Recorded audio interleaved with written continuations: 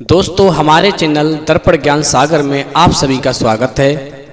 इंसान की बर्बादी के 4 कारण जो इंसान के जीवन को पूरी तरह तहस नहस कर देते हैं। जाने अनजाने में हम कुछ ऐसी गलतियां कर देते हैं जिनके दूरगामी परिणाम बहुत ही विनाशकारी होते हैं, और यदि हमें समय रहते बर्बादी के कारणों का पता चल जाए तो हम अपने जीवन को सुखमय बना सकते हैं। तो मित्रों, आप हमारी कहानी में खो जाएं उससे पहले आप हमारे चैनल को सब्सक्राइब अवश्य कर लें, क्योंकि आपका एक सब्सक्राइब हमारे लिए बहुत ही महत्व रखता है। मित्रों, एक लड़का अपने जीवन से बहुत ही दुखी था।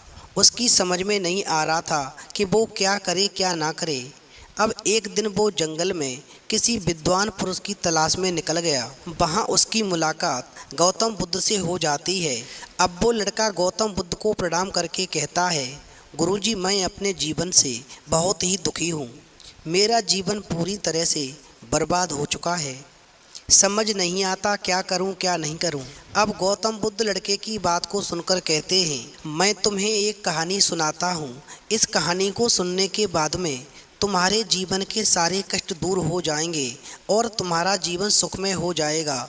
मगर ध्यान रखना, कहानी को पूरा और मन से सुनना। गौतम बुद्ध कहते हैं, एक नगर में एक धनी सेठ रहता था।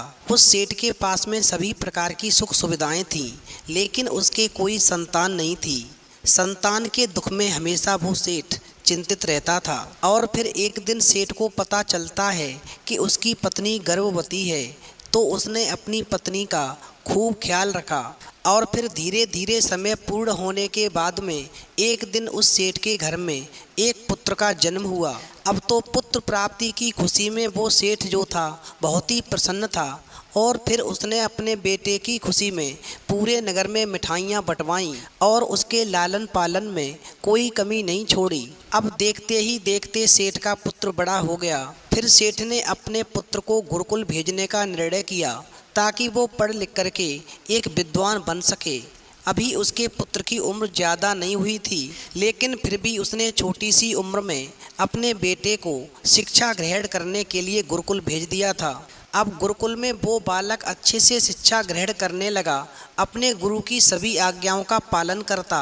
ऐसे में धीरे धीरे वो बालक गुरुकुल का सबसे होनहार विद्यार्थी बन गया। गुरुकुल में उस बालक ने सारे वेद पुराण और शास्त्रों का अध्ययन किया और फिर बहुत बड़ा विद्वान बन गया। आप सबने एक कहावत तो सुनी होगी, कहते हैं ना कि समय कब किसका बदल जाए किसी को पता नहीं होता। अब ऐसे ही एक दिन उस बच्चे के जीवन में एक भयंकर तूफान आकर खड़ा हो गया।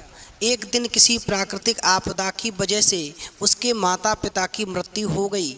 जब उसके माता पिता की मृत्यु हुई तब तक उस बालक की शिक्षा पूर्ण नहीं हुई थी। और फिर जब उस बालक ने ये खबर सुनी कि मेरे माता पिता अब इस दुनिया में नहीं रहे, और इस प्रकार वो बच्चा अपने मन में सोच कर के बहुत ही दुखी होता है और फिर सोचता है कि मेरा सब कुछ बर्बाद हो चुका है। अब तो ऐसा सोच कर के बालक का इस सांसारिक मोह माया से मन उठ गया।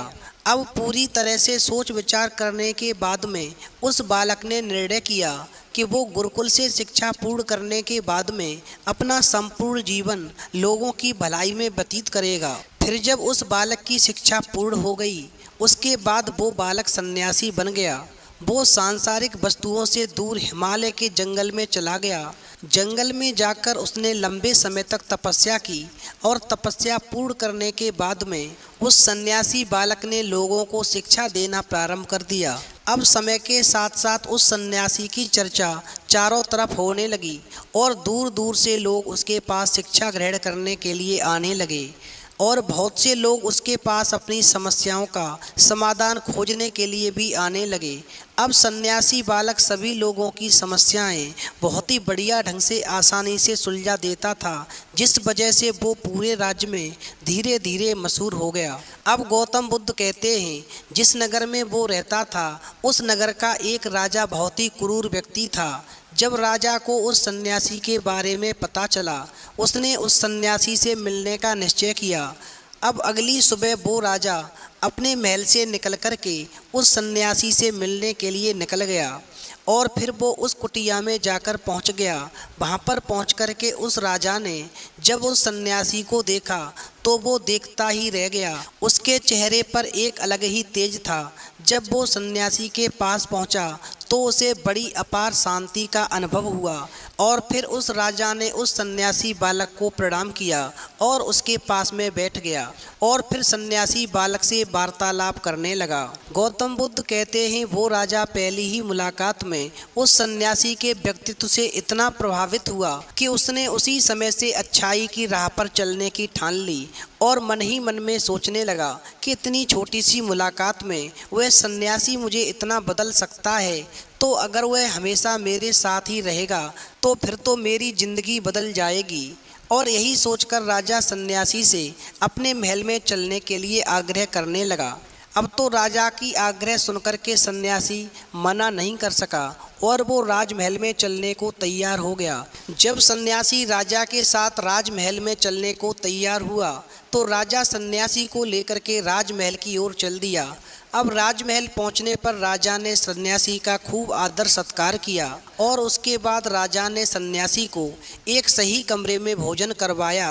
भोजन के बाद में सन्यासी ने राजा को धन्यवाद दिया और राजा से जाने की आज्ञा मांगी।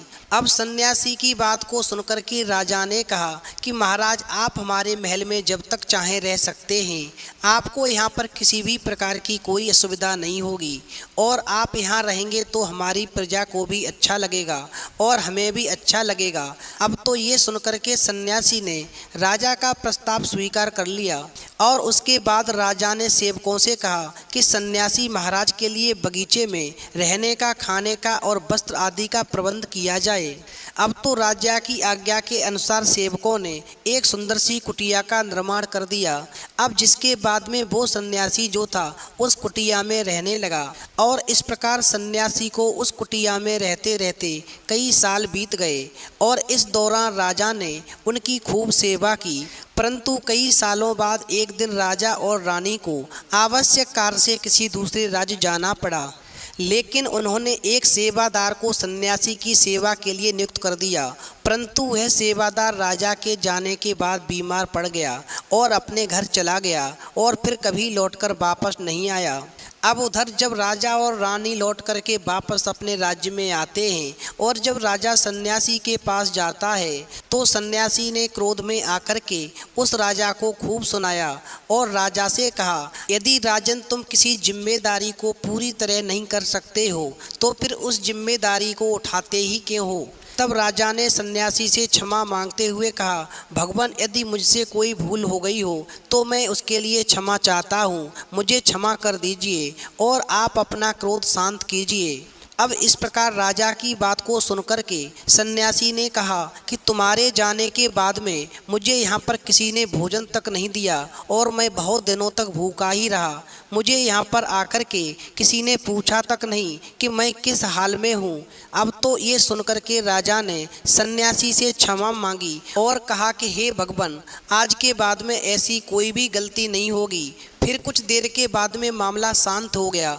अब जब राजा और सन्यासी के बीच में वार्तालाप हो रहा था तो रानी भी ये सब वार्तालाप चुपके से सुन रही थी और सब कुछ देख रही थी। अब उसके बाद राजा ने फिर सन्यासी को कोई भी शिकायत का मौका नहीं दिया और उसकी खूब सेवा की। परंतु कुछ दिनों बाद राजा को फिर किसी आवश्यक कार्य से अपने राज्य से बाहर जाना पड़ा, लेकिन इस बार राजा ने राज्य से बाहर जाने से पहले अपनी रानी को कहा कि जब तक मैं वापस नहीं आऊं तब तक आप स्वयं सन्यासी की देखभाल करोगी। अब तो ये सुनकर रानी ने कहा कि जी महाराज, आप निश्चिंत होकर के जाइए, मैं सन्यासी महाराज की अच्छे से देखभाल करूंगी। और इस प्रकार उसके बाद में रानी हर रोज भोजन बना करके सन्यासी महाराज को भेज देती थी।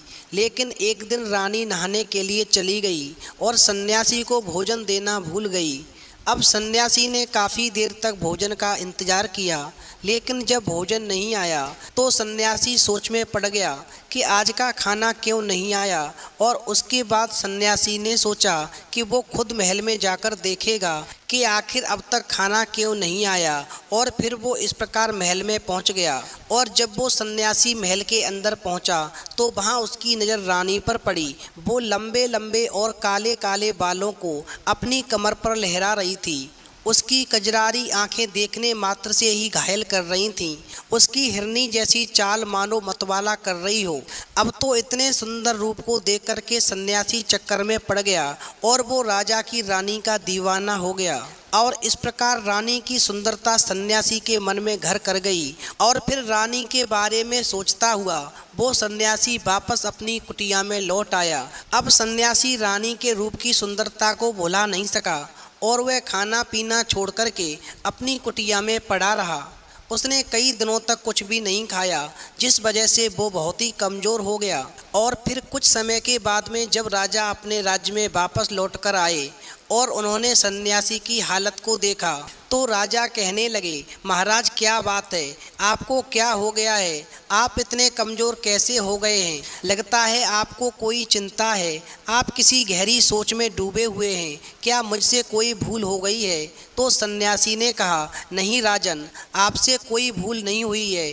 अब तो ये सुनकर के राजा ने कहा, तो महाराज फिर क्या बात है, आप मुझे बताइए, मैं आपकी परेशानी को जरूर दूर कर दूंगा। अब राजा की बात सुनकर के सन्यासी ने राजा से कहा कि हे राजन, मैं आपकी रानी की अद्भुत सुंदरता को देख कर के उसकी सुंदरता के फेरे में पड़ गया हूँ और अब मैं रानी के बिना जिंदा नहीं रह सकता। अब तो ये सुनकर के राजा हैरान हो गया और फिर कुछ देर सोचने के बाद में राजा ने उस सन्यासी से कहा, ठीक है, यदि आप मेरी रानी के बिना नहीं रह सकते हैं तो मैं आपको अपनी रानी दे दूंगा। अब तो ये सुनकर के सन्यासी बहुत ही प्रसन्न हुआ और फिर राजा सन्यासी को लेकर के महल में आ गए। तो इस प्रकार जब राजा और सन्यासी महल में पहुँचे तो उस दिन रानी ने अपने सबसे सुंदर वस्त्र और गहने पहने हुए थे। फिर राजा रानी के पास जाकर के कहने लगे कि हमें सन्यासी की मदद करनी चाहिए, वो बहुत कमज़ोर हो गए हैं और मैं नहीं चाहता कि किसी ज्ञानी पुरुष की हत्या का कलंक मेरे सर पर लगे। अब तो उसके बाद राजा ने रानी से पूछा कि आपकी राय क्या है, क्या तुम इस पाप को अपने सिर पर लेना चाहती हो? अब राजा की बात सुनकर रानी ने राजा से पूछा, आखिर सन्यासी के दुख का कारण क्या है? तो राजा ने रानी से कहा कि सन्यासी आपकी अद्भुत सुंदरता के दीवाने हो गए हैं। अब तो राजा की ये बात सुनकर के रानी ने कहा, राजन आप चिंता मत कीजिए, अब आप सब कुछ मेरे ऊपर छोड़ दीजिए। मुझे पता है कि अब मुझे क्या करना है, उससे आपके ऊपर ना तो सन्यासी की हत्या का पाप लगेगा और ना ही उससे मेरे पवित्र धर्म का नाश होगा। अब इस प्रकार राजा ने रानी की बात को सुनकर के रानी को सन्यासी को सौंप दिया और उसके बाद जब सन्यासी रानी को कुटिया पर लेकर पहुँचे तो रानी कुटिया में जाकर क्या देखती है कि कुटिया बहुत ही गंदी पड़ी हुई थी। अब वो रानी सन्यासी से कहने लगी कि हमें रहने के लिए घर चाहिए, हम इस झोंपड़ी में नहीं रह सकते हैं। अब तो ये सुनकर के सन्यासी पुनः राजा के पास गया और राजा से जाकर बोला, हमें रहने के लिए एक महल चाहिए। अब सन्यासी की बात सुनकर के राजा ने उस सन्यासी के लिए एक घर का प्रबंध कर दिया और फिर सन्यासी रानी को लेकर के उस घर में पहुंच गया। अब जब सन्यासी रानी को लेकर के नए घर में पहुंचता है तो रानी सन्यासी के पास जाती है और जाकर के सन्यासी से कहती है कि ये भी घर बहुत गंदा है, इसकी हालत बहुत ख़राब है, इस घर में मैं नहीं रह सकती। अब तो सन्यासी फिर राजा के पास गया और राजा से जाकर के बोला कि राजन, जो आपने हमें घर दिया है उस घर की हालत बहुत ही ख़राब है। अब तो सन्यासी की बात सुनकर के राजा ने उस घर की हालत ठीक करवा दी और उसके बाद में फिर रानी घर के अंदर गई और नहा धोकर के जब वो सन्यासी के बिस्तर पर पहुंची फिर रानी ने सन्यासी से कहा, आपको पता है कि आप कौन हैं और आप क्या बन गए हैं? आप एक महान सन्यासी हैं जिसके लिए राजा स्वयं सारी ज़रूरत की वस्तुएं उपलब्ध करते हैं, जिसके पास लोग दूर दूर से ज्ञान ग्रहण करने के लिए आते हैं, जो लोगों को सत्य की राह दिखाया करते हैं, जो लोगों की समस्याओं का समाधान करते हैं, जिनको सभी लोग एक गुरु मानते हैं, जिनकी सब भगवान के रूप में पूजा किया करते हैं। और आज आप वासना के कारण मेरे गुलाम हो गए हैं। अब तो रानी की बात सुनकर के उस सन्यासी को एक झटका सा लगा और उसे महसूस हुआ वो एक सन्यासी है और वो जिस काम को करने के लिए जा रहा है वो केवल विनाश का कारण है। अब तो ऐसा सोच करके सन्यासी वो सारी सुख सुविधाओं को त्याग करके और जाते जाते ज़ोर ज़ोर से रोने लगा और चिल्लाने लगा और रानी से कहने लगा कि मुझे क्षमा कीजिए महारानी, मैं ये क्या करने जा रहा था, मैं अभी आपको राजा को सौंप कर आता हूँ। अब सन्यासी की बात को सुनकर के रानी सन्यासी से कहती है, महाराज मेरे मन में एक प्रश्न उठ रहा है, कृपया मेरे प्रश्न का उत्तर दीजिए। अब रानी की बात को सुनकर के सन्यासी ने कहा, पूछो तुम्हारा प्रश्न क्या है। फिर रानी ने कहा, जब आपको उस दिन भोजन नहीं मिला तो आप बहुत ही क्रोधित हो गए, तब मैंने आपका ये रूप पहली बार देखा था और तभी मैं समझ गई थी कि आपके व्यवहार में परिवर्तन होने लगा है। मगर ऐसा क्यों हुआ महाराज, आखिर आपको इतना क्रोध क्यों आया। अब तो रानी की बात सुनकर के सन्यासी ने रानी को समझाया कि जब मैं जंगल में था तो मुझे समय पर भोजन भी नहीं मिलता था, लेकिन जब मैं महल में आया तो महल में आने के बाद मुझे सारी सुख सुविधाएं मिली और फिर मैं इन सभी सुख सुविधाओं के भंवर में फंस गया और मुझे इसके प्रति लगाव उत्पन्न हो गया और फिर मुझे इसको पाने का लालच उत्पन्न हो गया और इसी वजह से मेरे अंदर क्रोध उत्पन्न हुआ। अब सन्यासी ने फिर रानी से कहा कि सच बात तो ये है, अगर इच्छा पूरी नहीं होती तो क्रोध उत्पन्न होता है और अगर इच्छा पूरी हो जाए तो लालच बढ़ जाता है। फिर सन्यासी ने रानी से कहा, ये इच्छा की पूर्ति ही मुझे वासना के द्वार तक लेकर आई है और मैं आपके प्रति आकर्षित हो गया। और फिर इसके बाद में वो सन्यासी रानी को लेकर के राजा के पास गया और राजा से जाकर बोला, हे राजन मुझे क्षमा कर दीजिए, मुझे अपनी गलती का एहसास हो गया है, ये लो आपकी रानी, मुझे ये सब नहीं चाहिए, मैं अपनी इच्छा के वशीभूत होकर के ये गलत कार्य करने जा रहा था और अपने जीवन को बर्बाद कर रहा था, लेकिन अब मुझे सब कुछ समझ में आ गया है। और फिर सन्यासी ने अंत में राजा से कहा, हे राजन मनुष्य की बर्बादी का कारण उसकी 4 आदतें बनती हैं और दुनिया के हर एक व्यक्ति के अंदर ये 4 अवगुण होते हैं, लेकिन जो व्यक्ति इन पर नियंत्रण कर लेता है वह दुख और परेशानियों से बच जाता है। वहीं जो व्यक्ति इन 4 अवगुणों पर नियंत्रण नहीं कर पाता है वो बर्बाद हो जाता है। अब तो सन्यासी की बात सुनकर के वो राजा कहने लगा, महाराज आप जाते जाते मुझे वो 4 कारण बताइए जिनकी वजह से मनुष्य बर्बाद हो जाता है।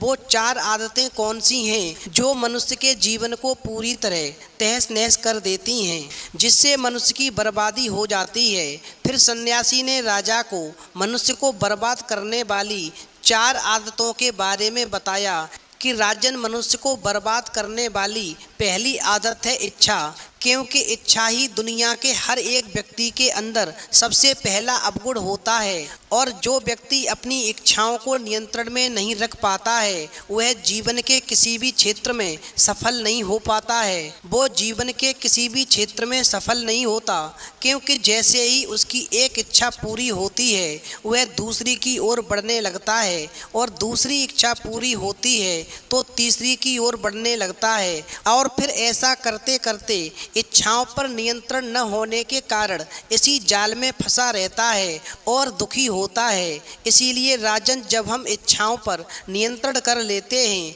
तो हमारे मन पर भी नियंत्रण हो जाता है और जब हमारा मन हमारे बस में होता है तो हमें बड़े ही सुख की प्राप्ति होती है और फिर जो हम चाहते हैं वही हमारे साथ में होता है और हमें अपने लक्ष्य की प्राप्ति अवश्य ही हो जाती है। अब सन्यासी कहते हैं कि मनुष्य के जीवन को बर्बाद करने वाली दूसरी आदत है वासना।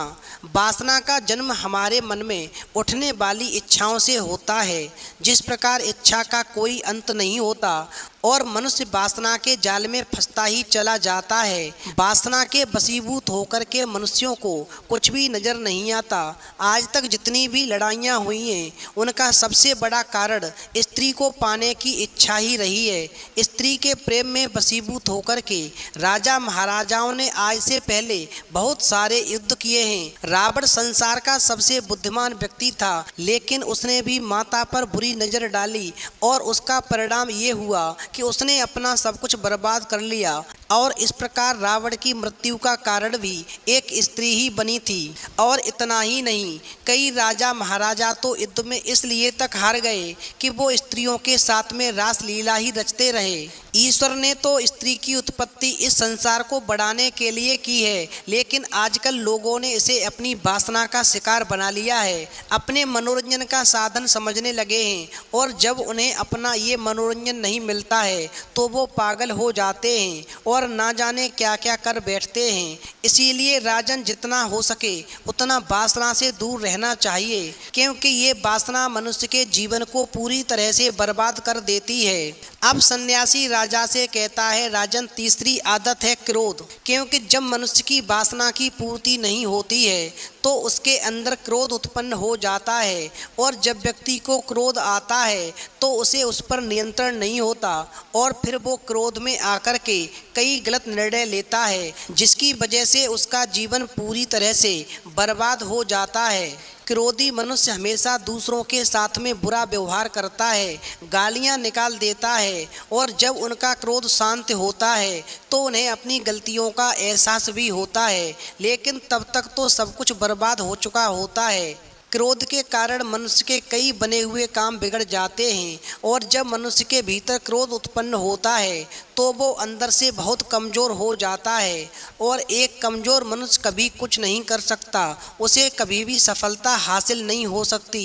क्रोध हमारे भीतर तनाव को उत्पन्न करता है, और अगर एक बार हम तनाव में चले गए तो समझ लो हमारा पूरा जीवन बर्बाद हो जाता है। इसलिए हमेशा हमें क्रोध से बच कर के रहना चाहिए। अब अंत में सन्यासी राजा से कहता है, हे राजन, मनुष्य के जीवन को बर्बाद करने वाली चौथी आदत है लालच। हमेशा ध्यान रखना, लालच का फल सदैव बुरा होता है। लालच में पड़ करके हम बहुत से लोगों का बुरा कर देते हैं। हर मनुष्य के जीवन में कभी ना कभी ऐसे पल अवश्य आते हैं जब वो लालच कर बैठता है, और अधिक पाने की लालसा में वो कुछ ऐसा कर बैठता है जिससे उसके पास जो भी होता है उसको भी गवा देता है।